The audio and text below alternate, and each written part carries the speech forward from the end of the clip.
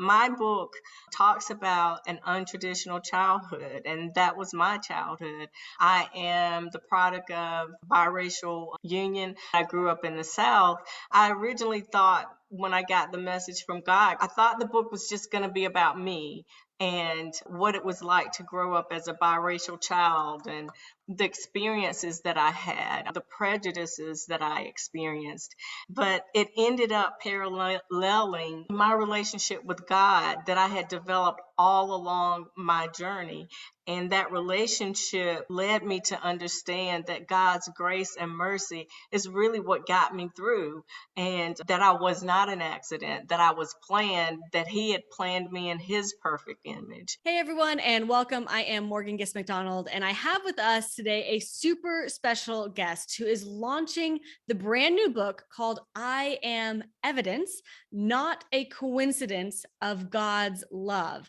And this person is a new author, a writer, someone who has really seen God working in wonderful and miraculous ways in her life. And she is here to share her journey with us. Yolanda, thank you so much for being here.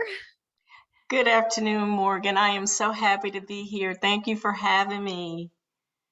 This is amazing. So everyone, Yolanda Stith, brand new author of I Am Evidence. And this book is especially, I think, important now, Yolanda, because it is all about not only your life, but really how you have seen God working in your life. You had an untraditional childhood, you're from the South. And so you've seen a lot of things sort of playing out inside of your own life that I think a lot of us will relate to. Can you kind of walk us through, Yolanda, like what's this book about? What are we going to discover inside of it? Yes, I can. I am excited and happy to do that. I'd have to say, when I talked to Morgan, probably now 2 years ago, we were right in the midst of COVID, and I had been putting this book on paper for almost a year. And I thought, okay, I'm at the point where I need to talk with someone about it. But my book, as she mentioned, talks about an untraditional childhood, and that was my childhood. I am the product of biracial union. My father was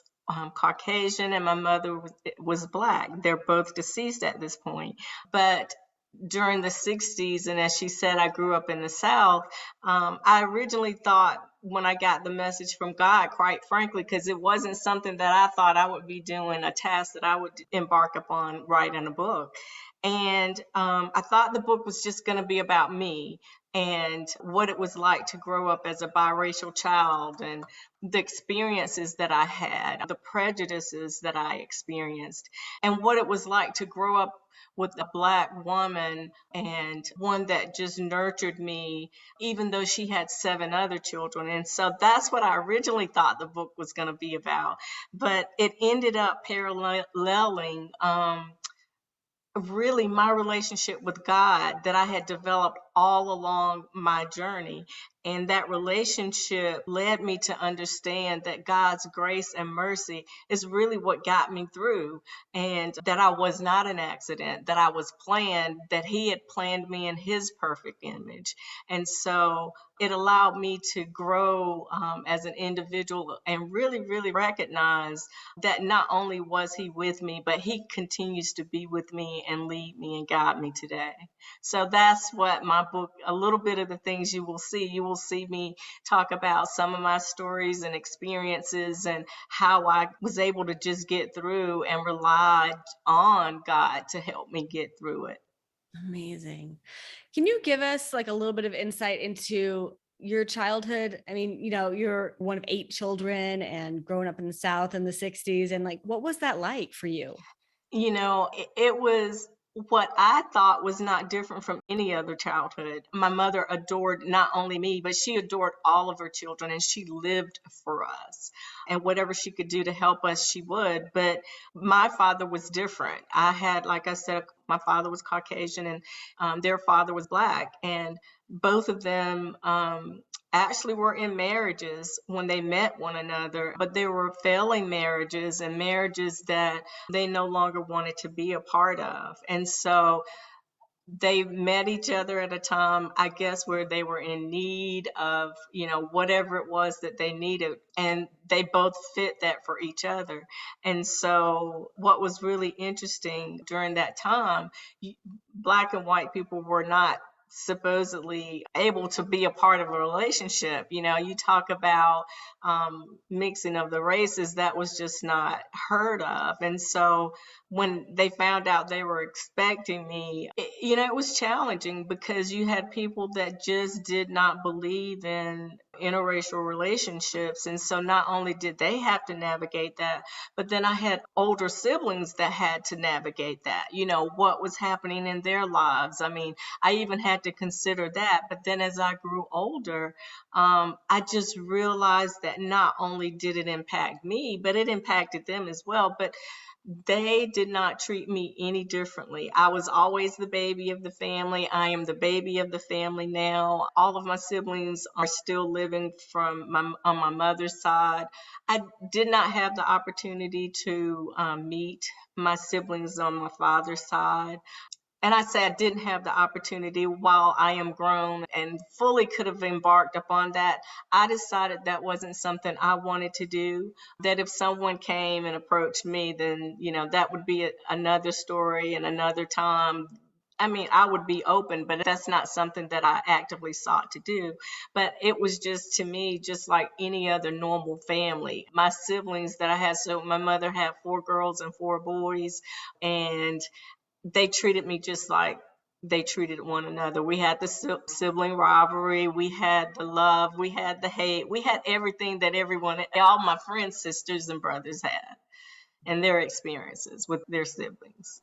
So your faith is a huge part of this book, right? Yeah. I mean, the subtitle even, not a coincidence of God's love. And do you remember your faith from like when you were a child, and like, how has that evolved as you become an adult? I do remember it. My mother was grounded in her faith. And, as I'm older, I really realized why she had to be. You think about just the things she had to go through, as a woman who went through that relationship and who chose to keep me and not send me away or have someone else adopt me because she didn't want to do that, and we would go to church with her, and I can remember sitting on those pews, which to me as a child, it felt like hours. We were at church all the time. And what I didn't know is that seed was planted then. And as I got older, she didn't require me to go to church, and she didn't make me go to church. She let me figure that out on my own. But as I was going through life and having my own experiences, I could remember seeing her draw upon her faith. And so I knew growing up that, I can remember her telling me once, she said, she was reading the Bible, and I said, "Why do you read that every day?" And she said to me, she said, "Because all of the answers are in this book." And so I can remember being in college after I moved away and I was at college, and she said, I was having a really tough time. I was very close to her. I mean, that's where I found the comfort that I had and just my confidence and everything. But I had taken a test and I was doing well, and I was just like, oh, I just want to be home. And so I can remember her saying that to me, and I picked up my Bible and I started reading. And I realized that the only thing I needed to do was just make another step, do something different, study different. At that time, we were doing group projects, and group projects always seemed to bother me because I felt like I was in the midst of trying to be accepted, by those, and always realizing that I was different, different from the standpoint that I couldn't connect with either side, or I always felt like I wasn't dark enough, or that I wasn't light enough, and that I was just somewhere in the middle. And so group projects originally just frightened me. But like I said, I ended up reading the Bible, and it was just, confidence building for me to always rely on God's word, because where I didn't have to look for outside affirmation from anyone else. It was given to me by God. And so as time developed and time moved on, I was able to, and I don't even know how I did it. I was able to just come up and just take a step. Take a step. And I know it was just God keeping me on that path to continue to do the things, because I didn't go to therapy.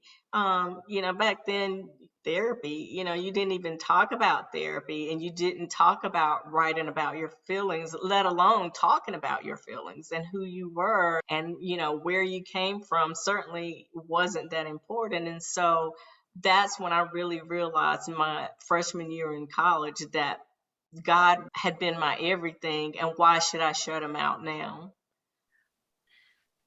If y'all are here listening, watching, and you're thinking, yeah, this story that Yolanda's telling, I kind of resonate with that, or I'm curious, I want to know more. The good news is the book is launching, and in celebration of the launch and getting the book out to as many people as we can, you can actually get a free copy of the ebook right now. If you go to paperravenbooks.com/I am evidence, all one word, they'll take you straight over to Amazon. You can grab a free ebook there. And of course, you can grab the physical book if you prefer that version too. But we just want to give everyone an opportunity to dig into this story and to get inspired and find some encouragement and some hope there. So go ahead and do that while you're here, while you're thinking about it, paperravenbooks.com/I am evidence. And Yolanda, you and I were talking, we've been talking for a couple of years now about this book.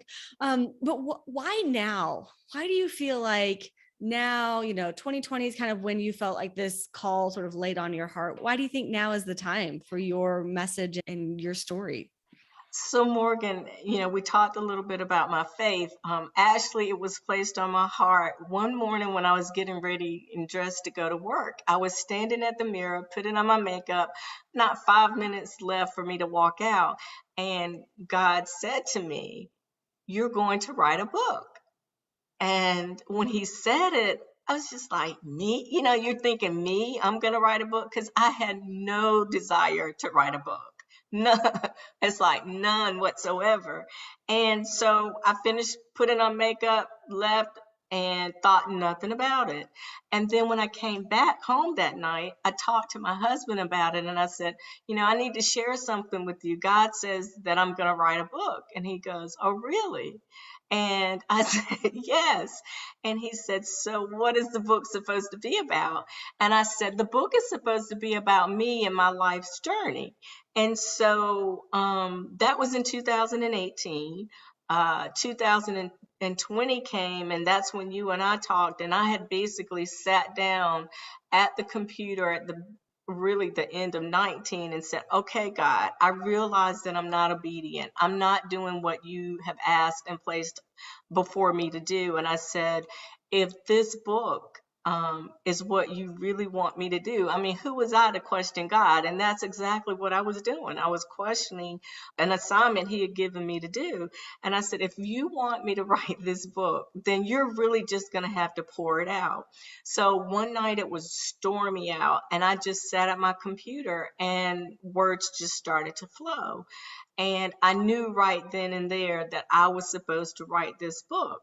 And so even though I knew it, the self-doubt just kept popping up.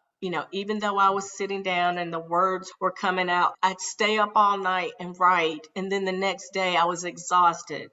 And then the next day, okay, you're going to get back on it. And I wouldn't sit down at the computer. And what I was actually doing, I talk about the process that I went through as I went through my life's journey.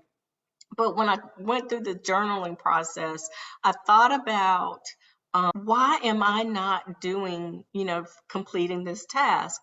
And what I realized is that I was actually living in a place of complacency.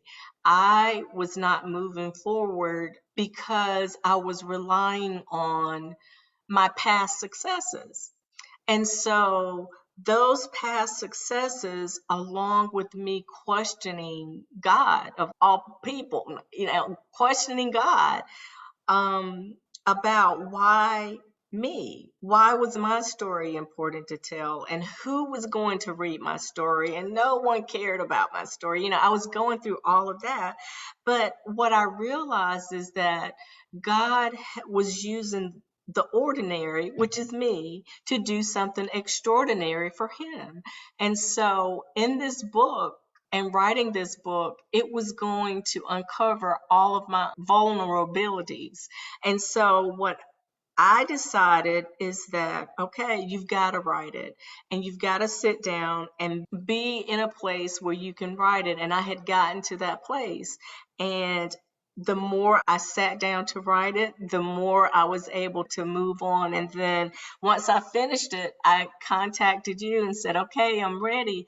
But what I've realized even through this process is that I thought the book, because I can remember making the comment to you, even if I change one person's life, or even if I bring one person to God, then that's sufficient. But God had given me so much, as I said, we wouldn't have enough time to talk about, everything that I've gone through and the things that were placed in front of me and how I had the discernment to always go the right way. Because there were so many different things that could have gone wrong, that should have gone wrong. But He kept me from making those decisions. Not to say that I was perfect, by no means I was not, but decisions that I made weren't off the path enough that it was something that would be detrimental and keep me from being a success. And so I had decided, okay, God, I give up. I'm writing this book and I'm going to do it for your glory. So, not only is the book, I think, for biracial people, and it doesn't mean black or white, it's any biracial person. I decided that the book would be not just about biracial people, but all individuals, because we are all evidence of God's love, right? We are all evidence and we all are not coincidences. He placed each one of us exactly where He wanted us to be. It's just, are we willing to do the work or the things that He calls us to do for His glory? And so, long-winded story to get you to this, but I would say this is why it ended up being the right time for this book. What's going on in the world now? You look out and you see just the unreadiness about racial relations and all of that. And believe it or not, I feel like it's probably just coming to a head, but I've lived it all of my life. I've seen the hurt that each side causes one another. And I've seen how, we as people can just blame others for some of the things that we're unable to uncover and set right within ourselves. And so I think now is a good time. I struggle with being a biracial person that identifies as a Black woman. I struggle with writing this story too, even though God had given it to me to do. But I struggle because just of the opinions that may come out after the book is released, but I still have to do what I'm called to do. So that's why now. That is perfect, Yolanda. Thank you. And I just want to acknowledge you for being courageous. You're saying out loud what I would say what many writers feel. They feel like they have a book laid on their heart to write and it's uncomfortable because what if I'm worried about people's judgments or how's it going to be received?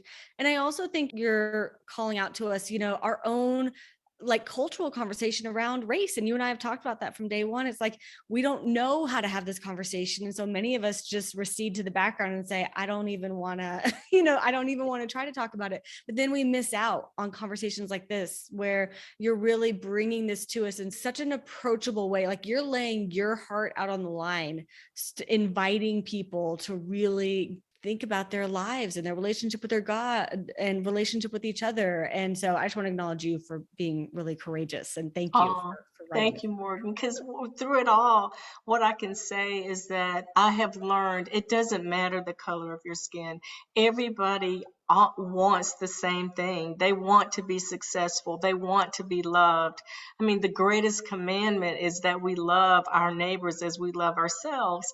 And so they want to be loved, and they want to see their families and their children succeed. And it's just, don't let someone's skin color keep you from the things or gifts that someone else may have. Thank you. You've been through this whole process now. Yes. It's been a few years. You've been in this process of like, I'm writing the book. Maybe I don't want to write the book. Okay, I'm writing the book.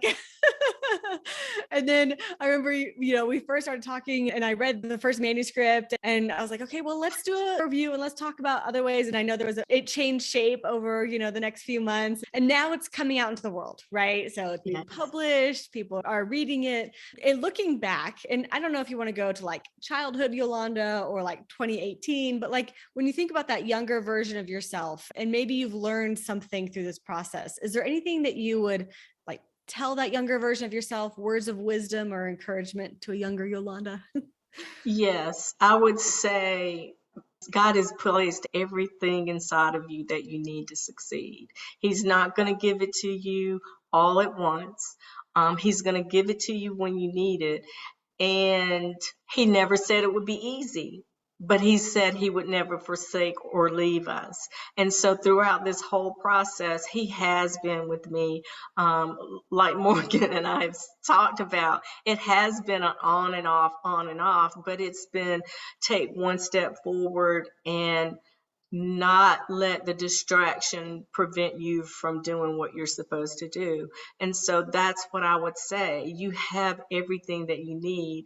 And that's what I would tell my young self. You have everything that you need on the inside of you. Just trust it and keep moving. I can almost picture you like college age after that test that did not go well, and you turn into your Bible and it's like, that's it. That is the message. You have given you everything you need. Oh, so good. Thank you, Yolanda. You're welcome. If you're here and you're listening to this and you're like, this is speaking to my heart, to my soul, like I want more of this. The good news is you have a whole book that you can dive into right away. You can go to paperhavenbooks.com/I am evidence, all one word. You can grab a free copy right now, load it up on your Kindle. You can read it on the weekend, but go ahead and do this now while you're here, while you're thinking about it. Go to paperhavenbooks.com/I am evidence. Yolanda, any last words for your readers? I would say that if God's given you something to do, get on it and do it. I am just so amazed at what this journey has been for me. I can remember actually how I found Morgan. My husband had given me her book. And as I finished up her book and I was in the midst of writing mine, it just kept coming to me. And I know it was just God telling me, and I didn't even know she had a publishing company. I'm reading her book and it's just like, okay, why don't you reach out to her? And when I did, it's just like, that was the next step to get me back where I was supposed to be. And if he's placed it on your heart to write a book or to get your message out, do it. And I cannot tell you and thank you, Morgan, and the Paper Ravens book family enough for guiding me through and getting me through to this side of being an author.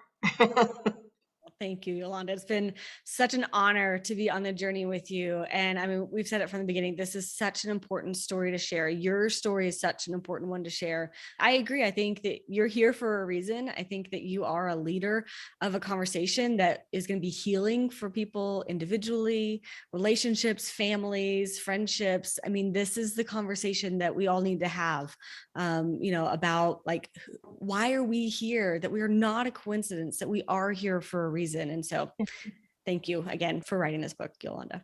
You're welcome. Thank you.